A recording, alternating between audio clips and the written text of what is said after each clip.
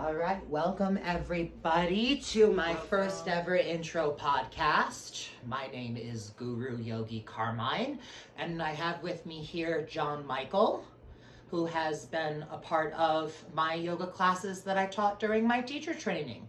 As you may well quickly learn, we are right hand path tantra, which means this is wine, and yes, that is a dry martini. So we do indulge because drinks with a yogi is more fun that way. So to introduce, the intent of this video is to discuss what my yoga off the mat experience is like. John Michael has been to these classes, which is a lecture-based presentation that I'm going to go into more detail about. I do not teach yoga for exercise, so this introductory video is to help you understand how yoga can be found in your own personal practice that's outside of yoga for exercise, or commonly known as asana as well. John Michael is here as an interviewer. We're going through some interview questions that we've pre-selected and hope that you enjoy. So cheers. Cheers. John Michael, take it away. Thanks for having me. Oh yes, please. Nice. Well, the first question that I wanted to ask you about is specifically, how you just saying that your yoga is not an exercise-based yoga.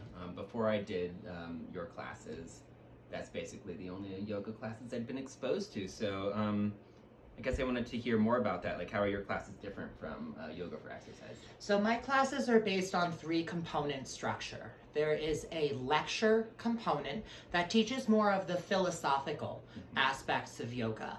Yoga for spirituality, yoga for enlightenment, or just put more simply, yoga for self-care.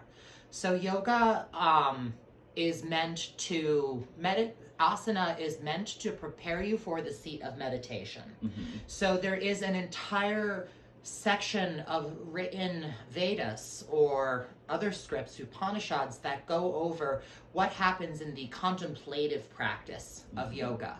So my classes are based on a lecture that describes these philosophical components, an experiential activity, which often refers to something like breath work, meditation practice, sensory awareness. There are other things, and also a discussion. I personally believe that a discussion is where the digestion happens for people, where people get stuck in meditation, where they're like flipping the coffee table over, like, this isn't Zen! And really getting into the safety side of what spirituality provides for us, how these aha moments through our contemplative practice give us the nectar of life. And when we learn to appreciate those small wins through these challenging our thoughts, our perspectives on the world, our perceptions of the world, we are able to find that inner sense of clarity or insight to really enable us to move further in a practice that's always available to us. Yoga for exercise is not readily available for all persons. Not any body, including myself, loves asana. There are people with physical disabilities or challenges to exercise that make it more difficult to really connect with the ritualistic aspect or the devotional aspect of yoga, which can be found outside of asana as well. I went through an enlightenment experience where I did not have exercise in my life at the time. It came largely from a dedication to self-work and self-discipline of therapy and personal contemplative practice and getting into meditation. So I found yoga after my enlightenment experience, which is the flagship class that I use as a storytelling based on my enlightenment experience for a perspective on education and safety. That is really how I bridge the other components of yoga into your daily lifestyle. Nice. Off the mat. Nice. I do want to say I really like that about your classes, because I think I'd, come across the ideas of meditation and, a lot of the other things that you went over, like, just as completely separate from yoga, or people just hadn't made the connection for me. So it was really nice when I did your classes and I saw that. like that is actually connected to the asana part of yoga as well, and I don't know, just opened up a whole new world for me It in terms of like provides, what yoga can mean, you know? yes, framework, structure in areas that people may feel lost in the discipline of self-awareness or cultivating a self-care practice. We call that a sadhana. Your sadhana practice is really where your devotion to positive aspects to yourself and how you connect to the world around you start to manifest. I taught a 5-course series, which can be broken down into individual classes, but they all have Easter eggs connected to one another. I taught the storytelling on Kundalini Awakening for spiritual safety. I taught chakras 101. I taught meditation 101. I taught energetics and aura, and then I also taught the basic principles of Tantra as well. So these are the 5 classes. John Michael made it to all 5. I am so grateful. He is my most attended attendee so far. This has been my ability to take the textbook or the classroom aspect. My library is huge. It's right behind the video. It's right behind the videos. So the connection to breath, or what to do in meditation, or how to find how our body keeps the score of our traumas in terms of physical pain or discomfort, really start to allow us another avenue or tool for our toolbox to break away from this is not okay in the present moment. I am not okay in the present moment. Can we expand a single moment of a breath? A nice, juicy, ooh, there was one right there. A nice, juicy, mindful breath is really where meditation allows you to understand that this energy is around us. And this energy is a part of our decision making and the way that we frame our realities. The understanding that there is a current sense of presence in the present. The past is an illusion, or it is a reality that is stored by thoughts of different perspectives put together, and the future has not yet happened. So the more that we can have a psychological bandwidth, a mind's bandwidth of breath connected to our daily practice, that is not just during our exercise, we can start to cultivate that sattvic or that contentedness quality and expand that even further than just one single breath. I really like that. Thank you. Yeah. And that is the sadhana practice that you like to practice. Correct. Nice. Sadhana refers to, even you could call your morning routine a sadhana, in a sense. I like that. Anything that you do to maintain your self-care, your self-worth, your self-discipline, your practice, your routine, your positive aspects in your day. And a lot of people incorporate sadhana as a rigid structure that has to be followed every day. However, to me, it's more something that has a devotional aspect to it, a positive association to taking care of yourself, a positive intention. I think sadhana is about a positive intention for growth and finding stability in your lifestyle. Nice.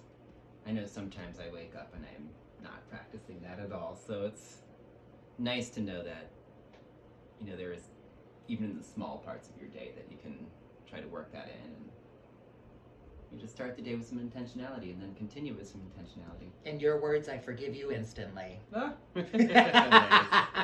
Nice. So tell me a little bit about your background and your connection to spirituality. So I am 31 years old. I grew up in Woodstock, New York, which is the farmlands outside of New York City. Yes, it is where Woodstock of '69 happened and all that fun jazz. I connected to spirituality at a very young age. I just knew that there was this higher presence of energy or a sensitivity. I've always been very sensitive. My zodiac sign, big 3, is a Cancer sun, an Aquarius rising, and a Scorpio moon. So hello to all the crappy people out there. I'm here too, right here with you, living life, doing this thing. So, I was really connected to spirituality because before I found yoga, I was very connected to the metaphysical aspect of the world. I studied at the awareness shop, which is out in Woodstock, New York. It's a metaphysical store that teaches on things like tarot, spiritual psychic safety, astrology, Reiki, and I took all of these classes that I've listed to create more depth in my toolbox of energy work and healing. After the enlightenment experience, I did need to find a stronger avenue for what was happening to me, because I had a spontaneous experience that was not well integrated and not well received at first. I knew something was happening, but I needed help towards what was happening, and that's where I went to a metaphysical shop, just like the awareness shop, and got the resources I needed to help move forward in life. And I took all those metaphysical classes, and yoga really helped to put a label on, or an understanding of what I had went through before I had yoga, and now a framework and an umbrella of how I can now teach this to people. I am a gay man. I work in human resources. I enjoy playing kickball. I enjoy playing dodgeball. I work at a bar part-time for extra fun money. I'm a dancer. I have many different passions that none specifically look a certain way. It's my expression of my authenticity, and my teaching comes out through clinics and mentorship and teaching new players that come to the games, and new dancers that get booked at shifts and things like that. I really enjoy teaching, and my connection to spirituality after the enlightenment experience was that I needed to teach people so that they had more awareness than I did, because spirituality can be scary. It asks a lot from you. It really challenges your discomfort levels to determine who you are versus who you're really not. And you have to develop a space of safety within yourself to be able to know and have faith that you are able to conquer these inner challenges that we all have and all possess. And there is no one pathway to get to enlightenment. There is one truth. There is one truth and one universal energy in this world known as Shakti, or collective consciousness. And it is all found in our own pathways. So my connection to spirituality was not to say I have the answer to enlightenment. It was more to say I have had this experience and would love to guide people towards an experience that is available free to all of us. Now, yoga is not free. However, to engage with a professional is where the compensation comes in there, to guide your path along. I understand that aspect. But the internal knowing of your inner light is truly something that is available to you. That inner light, that bigger, that capital S self, that capital I, that connection to soul is available to all of us. And when you get shit out of an enlightenment experience and get plopped out the other side, you feel real silly to know that the support and self-love is there with you as long as you can cultivate awareness that it's there. Nice. That's a nice, good explanation. Another question I wanted to ask you is, what do you feel that you've gained or lost in this journey, and what advice do you have for those pursuing a spiritual path? What I gained in this community and in this path was yoga, was enlightenment, was the understanding of yoga as a lifestyle. I wouldn't necessarily call it a religion. For me, I determine religion and spirituality to be two sides of the same coin, but in different directions.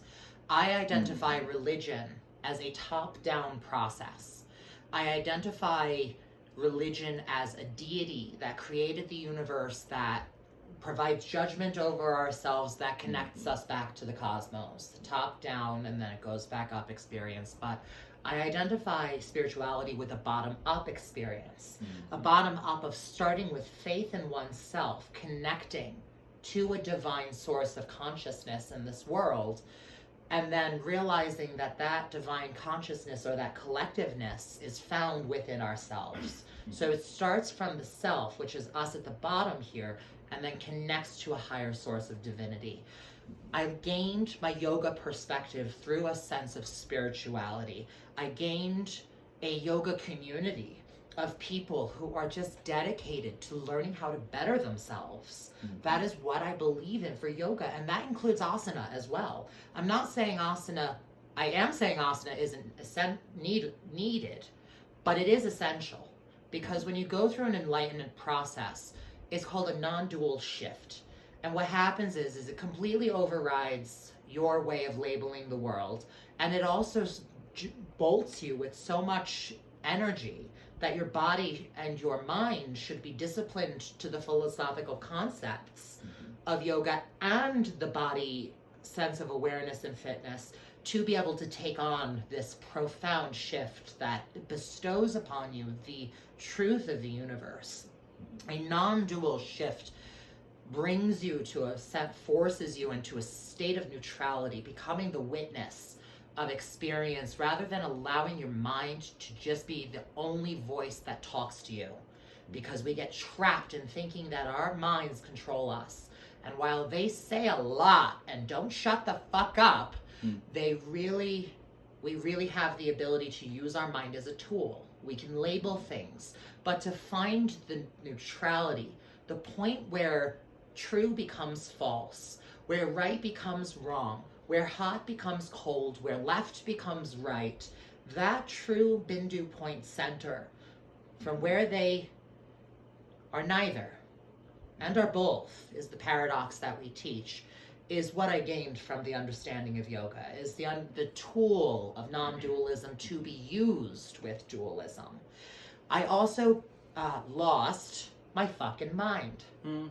I lost my fucking mind. So you are stripped of your ego in the process of detachment. We know how to make attachments, but we don't learn how to stop identifying with something. When you finally let go of the control that you know everything about yourself and realize that you know nothing, you surrender that control, and as a reward are given control. So when your ego strips, also known as an ego death, also known as a super conscious experience, also known as a Kundalini awakening. When these events happen, you become forced into a state of neutrality, and you're not connected to our needs defining basis: food, water, shelter, and in the right hand path of Tantra, it would be sex. So, not for left hand path Tantra. So once you are stripped of needing so much, you become detached. But I have to emphasize that in this process, detached does not have to mean renounce. You do not have to let go of everything for the rest of your life. While I understand that Samadhi was a blissful place to be for about 3 months in my experience, it's not a place that can completely function in the world from the acts of social justice or diversity, equity, and inclusion, and also ways for us to make connections in the world. To connect, we need to learn how to disconnect. And they become tools in the toolbox, and I don't believe or subscribe to the purest form that you have to renounce or fully give up the ego. I think the ego is there to project a certain image to the world, and it's about learning that the source of where what we want to do comes from because we love it, not because of the reward that it gives us, not because we did this to get that, but because we did it because it was the right thing to do. You never need a reason to do the right thing for yourself. I like that a lot. Thank you. I really had to learn a lot because I did lose a sense of community or certain people because of gatekeeping. And gatekeeping is a term where you have a sage on the stage. You have a person who's been there and done that, and stick with them because they know what it looks like, and it has to look like this, and you have to act like that, and you have to dress like this, and you have to choose certain aspects of your life. So gatekeeping blocks the diversity, that allows a person who's gone through an enlightenment experience to manifest what they'd like in life. What were you going to say? I was saying like gatekeeping, like a spiritual experience. A spiritual gatekeeping. When I had my enlightenment experience, nothing told me, keep this a secret. So I understand that for myself, this needs to be shared because it is available to everybody. Not everybody's going to get there.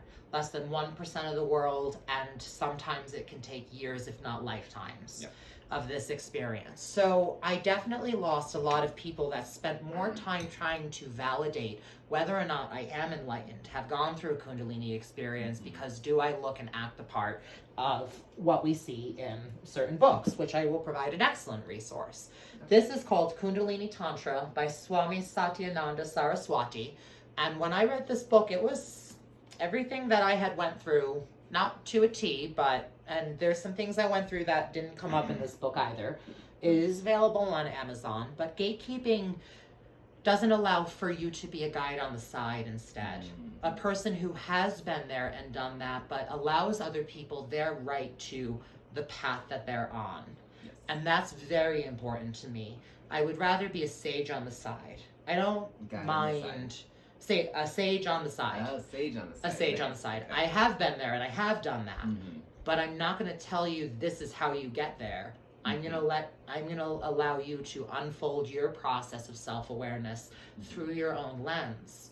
And that's something everyone has to do, like find for themselves. Yes. I can't say I know the answers. I can refer to chakras, I can refer to tantra, I can refer to devotional practice, all for the sake of everybody's development, but I will never claim, and I do not know how to do what's called a Shakti pot. I do not know how to trigger somebody's Kundalini awakening, so I do not claim to be able to get you there, but I will certainly encourage you along in your own path. And there are some people, select few, that I have just felt a pressure from, that I believe have also been through a Kundalini awakening, and none of us look the same by any means. You are such a powerful woman. Sorry, just thinking about her from my yoga classes. So anyways, I have lost certain things through the community, but I believe that instead it should be a sense of being able to hold space for somebody going through a journey through their own personal issues and their personal growth points, and being able to embody the best optimized version of themselves when you understand how to use energy and use the elements, air, water, earth, fire, and space, to cultivate new awareness for yourself and interact with the world. The last thing I gained through this experience was unconditional love. When you learn how to disconnect from the needing of another person to give you something through a transactional version of love, and you start finding a transformational version of love, the way that people bring the best out of you, is when you start to learn that as I develop this sense of separation of knowing I am a full sense of myself from you, you are able to love people more deeply. You don't love them based on a list of criteria that they need. I'm not sure I understand. You're not sure you understand? Yep. Are you sure, Siri? Should I spell it out for you? Close her down. Something's listening to us. Big Brother's watching. So, I really enjoy for people to encounter their own experiences through this process. And it's a scary process, it's uncomfortable.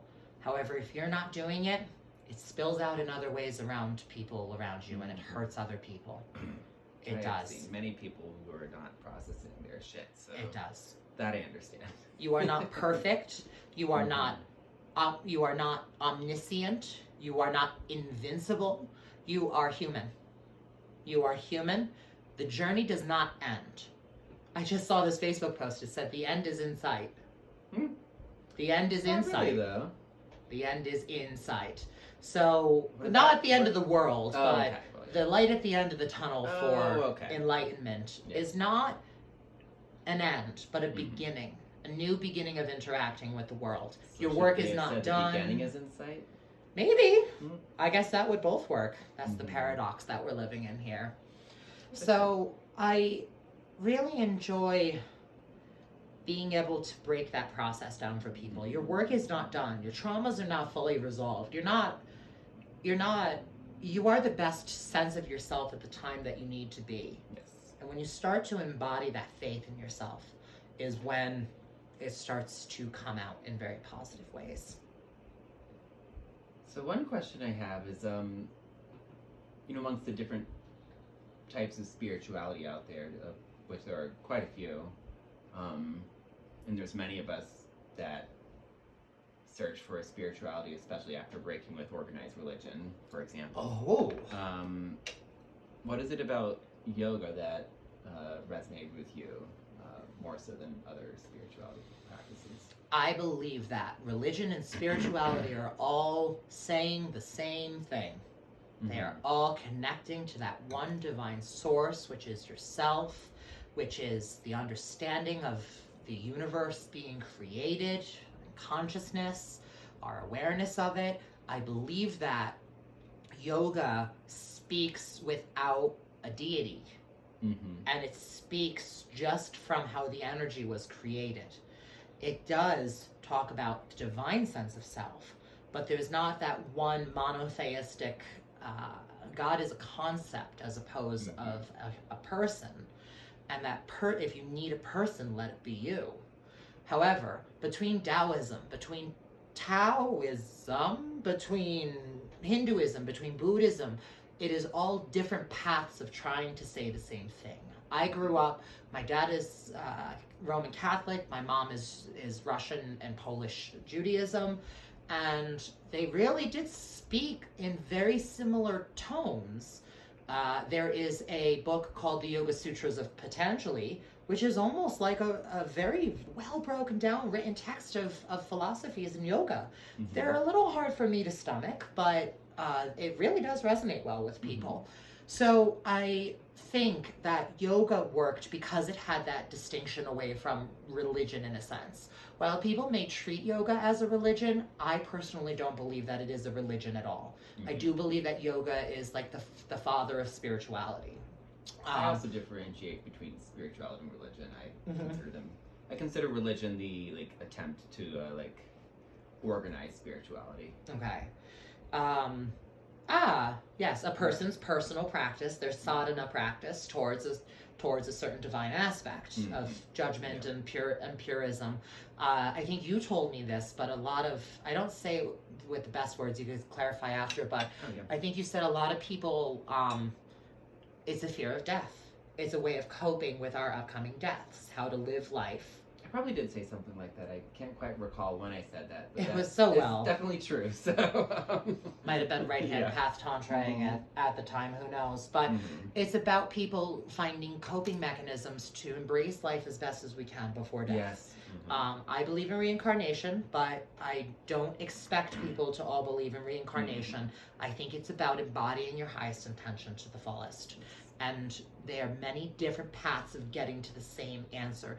And there may be a word in Catholicism that's like Kundalini awakening. There might be a word in Judaism that's like a Kundalini awakening. So I believe yoga to be a tool, a framework for the universe, but not while I acknowledge it as truth, I don't allow my truth to invalidate the process or choice of what somebody else is going through. So we are all welcome to our own religion. We are all welcome to if we need a universal explanation for how the universe was solved, I think that you're a little too far ahead in the process of trying to have an answer rather than embodying the experience. Nice. I definitely accept any spirituality or belief that does not try to invalidate other people's spiritualities and beliefs. Well, I like that about my higher self says that that's really good about your higher self. My goodness. So, did we go through all the questions? Where are we at? I think we hit all the questions. Wow, sounds good. Plus a few of my own that I sneaked in. Yay! I enjoyed that. So, I have some classes coming up. This is an intention again to introduce people to what a lecture on spirituality may be like and the experiential activities that follow with it. I am still in the process of finding a location, securing regularities. I look forward to being able to teach these classes more in depth. The goal is to turn each individual class into a continuum for my yoga teacher training. Chakras will be an expanded series, meditation will be an expanded series, tarot, astrology will all be more than one day. I will offer intro classes. However, I will be trying to gather a community that wants to dive deeper into deeper studies. So thank you everybody who watched, all 10 of you. Thanks, Mom. Shout out to Mom and my aunt for really raising me. Bless them, they're wonderful. They did good. You did a good job. If there was somebody that I attribute my spirituality to, it would be my mother. She taught me from a secular perspective how to have faith in myself, and I think that that's really helped the independence of my growth in life. And I appreciate them for that too. So thank you very much for your time. This is Yogi Off the Mat, and we are logging off. Woo!